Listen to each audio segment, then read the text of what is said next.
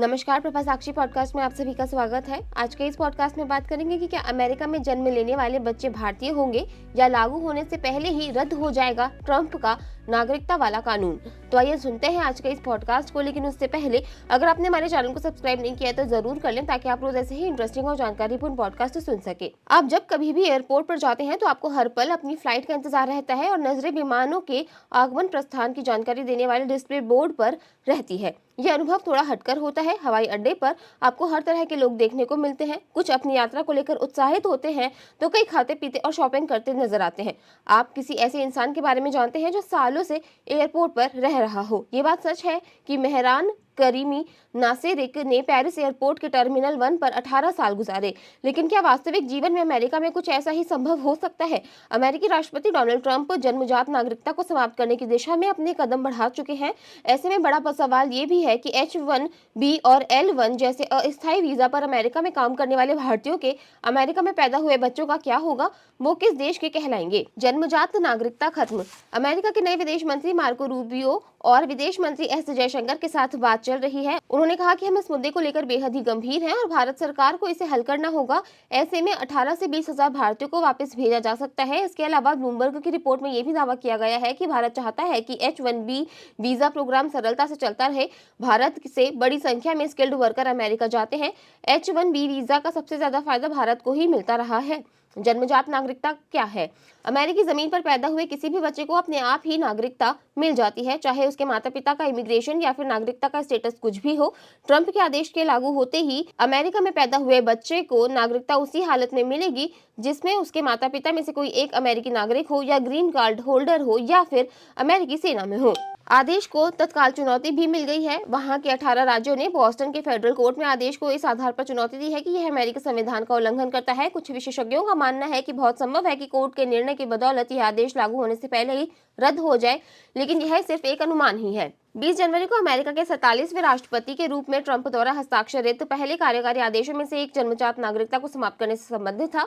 आदेश में 30 दिन का बफर था और 19 फरवरी के बाद गैर नागरिक जोड़ों से पैदा हुए बच्चों को अमेरिकी नागरिकता से वंचित कर दिया जाएगा। डेमोक्रेटिक पार्टी शासित कई राज्यों द्वारा अपील किए जाने के बाद एक संघीय न्यायाधीश ने इसे स्पष्ट रूप से असंवैधानिक बताते हुए जन्मजात नागरिकता को समाप्त करने वाले कार्यकारी आदेश को अस्थायी रूप से अवरुद्ध कर दिया है। ट्रंप ने कहा कि उनका प्रशासन जन्मजात नागरिकता को प्रतिबंधित करने के उनके प्रयास को अस्थायी रूप से रोकने के संघीय न्यायाधीश के फैसले के खिलाफ अपील करेगा। न्याय विभाग ने कहा है कि हम न्यायालय और अमेरिकी लोगों के सामने पूर्ण योग्यता वाले तर्क प्रस्तुत करने के लिए उत्सुक हैं, जो हमारे देश के कानूनों को लागू होते देखने के लिए बेताब हैं। अवैध प्रवासियों का मसला। राष्ट्रपति ट्रंप के इस आदेश से जुड़े तकनीकी पहलुओं से ज्यादा बड़ा सवाल उन स्थितियों का है जिनसे इस आदेश की जमीन तैयार हुई। अगर अमेरिका में अवैध प्रवासियों का मुद्दा लगातार बड़ा होता गया तो उसमें भारत से जाने वाले अवैध प्रवासियों का योगदान भी कम नहीं है। ऐसे में भारतीयों की संख्या 7,25,000 बताई जाती है, जो मैक्सिको और अल सल्वाडोर के बाद सबसे बड़ी संख्या है। भारतीय मूल के लोगों पर क्या असर? अमेरिका में फिलहाल 4.8 मिलियन यानी 48 लाख भारतीय मूल के लोग रह रहे हैं, जो अमेरिका की कुल आबादी का 1.47% है, जबकि 34% लोग अमेरिका में ही पैदा हुए हैं। इनमें से ज्यादातर इस नए बदलाव से प्रभावित होंगे। बड़ी तादाद में भारतीय मूल के वे लोग भी हैं जिन्होंने अमेरिकी नागरिकता जन्म के वक्त ही हासिल की है। अगर ये नीति लागू होती है तो H-1B जैसे अस्थायी वर्क वीजा के तहत काम कर रहे और ग्रीन कार्ड का इंतजार कर रहे लोगों के बच्चों को जन्म के आधार पर अमेरिका की नागरिकता नहीं मिलेगी। डंकी रूट पर रोक जारी। संख्या उन भारतीयों के लिए भी मुश्किल खड़ी करती है जो वैध तरीके से पहुंचे हैं और अपने शिक्षा व काबिलियत से दोनों देशों की शान बढ़ा रहे हैं। अमेरिका की नागरिकता नीति क्या होगी यह उसका घरेलू मसला है, लेकिन भारत के लिए जरूरी है कि लोगों को अवैध तौर पर विदेश पहुंचाने वाले डंकी रूट पर प्रभावी रोक लगे, ताकि विकसित देशों में व्हाइट कॉलर और ब्लू कॉलर जॉब्स के लिए श्रम शक्ति की सप्लाई के वैध, सुरक्षित और सम्मानपूर्ण रास्ते पर आवाजाही बढ़ती रहे। किस देश के नागरिक? अमेरिका में भारतीयों के जीवन को घेरने वाली यह अराजकता ट्रंप के अमेरिकी नागरिकता के अर्थ और मूल्य की रक्षा शीर्षक वाले कार्यकारी आदेश के बाद आई है। यह आदेश अमेरिकी संविधान के 14वें संशोधन की पुनर्व्याख्या है।